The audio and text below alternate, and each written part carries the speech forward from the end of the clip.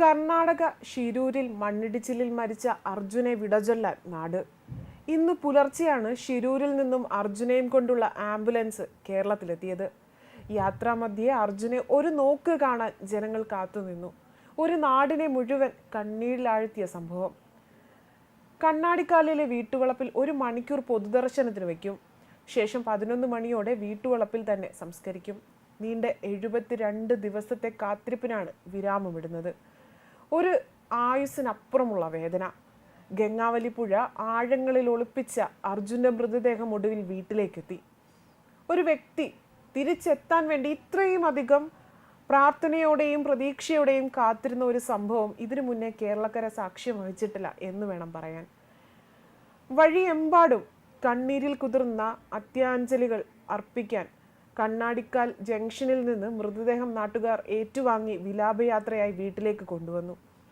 നിരവധി പേരാണ് അർജുന് അത്യാഞ്ജലി അർപ്പിക്കാൻ വേണ്ടി പൂക്കളുമായി വഴിയോരത്ത് കാത്തുനിന്നത്.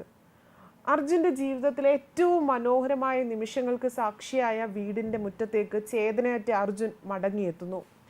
പതിവായി ലോറിയുമായി യാത്ര ചെയ്തിരുന്ന അതേ വഴിയിലൂടെയായിരുന്നു അന്ത്യ യാത്രയ്ക്കായി വീട്ടിലേക്കുള്ള മടക്കവും.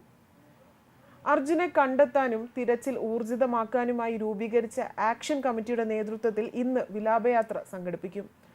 പൊതുജനങ്ങളും മോട്ടോർ വാഹന തൊഴിലാളികളും ഉടമകളും വിലാപയാത്രയിൽ പങ്കെടുക്കും. വീട്ടിൽ പൊതുദർശനത്തിന് ശേഷമാകും സംസ്കരിക്കുക.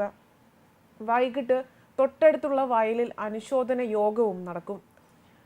നാട്ടിലെ വിവിധ രാഷ്ട്രീയ പാർട്ടി പ്രതിനിധികൾ, സാംസ്കാരിക സാമൂഹിക പ്രവർത്തകർ, ക്ഷേത്ര പ്രതിനിധികൾ, പള്ളിക്കമ്മിറ്റി പ്രതിനിധികൾ തുടങ്ങി എല്ലാവരും അർജുൻ്റെ ഓർമ്മകളിൽ ഒത്തുചേരും.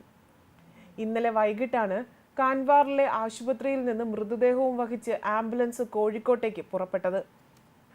മൃതദേഹ ഭാഗങ്ങളുടെ DNA പരിശോധന ഇന്നലെ ഉച്ചയോടെയാണ് പൂർത്തിയായത്.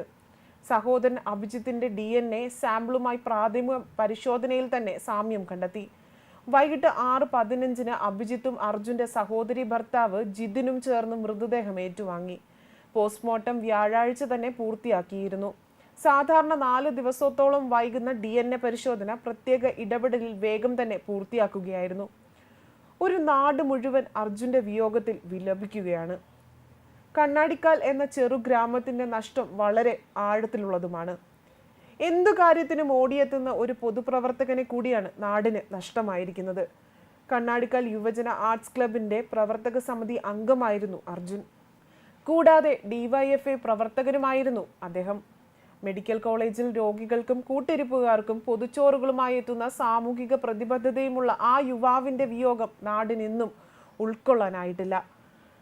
വഴിയരികിൽ കണ്ണീർ പൂക്കളുമായി കാത്തുനിൽക്കുകയാണ് നാട്ടുകാർ. ഇവിടെ അർജുനെ അറിയാത്ത ആരുമില്ല എന്നാണ് നാട്ടുകാർ പറയുന്നത്. അർജുൻ്റെ നാടെന്നറിയപ്പെടണം എന്നാണ് ആഗ്രഹമെന്നും അയൽവാസികൾ പറയുന്നു. ഇക്കഴിഞ്ഞ ദിവസം ലോറിയുടെ ക്യാബിനിൽ നിന്നാണ് അർജുൻ്റെ മൃതദേഹ ഭാഗം കണ്ടെത്തിയത്. കരയിൽ നിന്ന് ഏകദേശം 65 കിലോമീറ്റർ അകലെ EJ 2 പോയിന്റിൽ നിന്നാണ് ലോറി കണ്ടെത്തിയത്. 12 അടി താഴ്ചയിൽ ചരിഞ്ഞു കിടക്കുന്ന അവസ്ഥയിലായിരുന്നു ലോറി കണ്ടെടുത്തത്. ന്യൂസ് ഡെസ്ക് കർമ്മ ന്യൂസ്.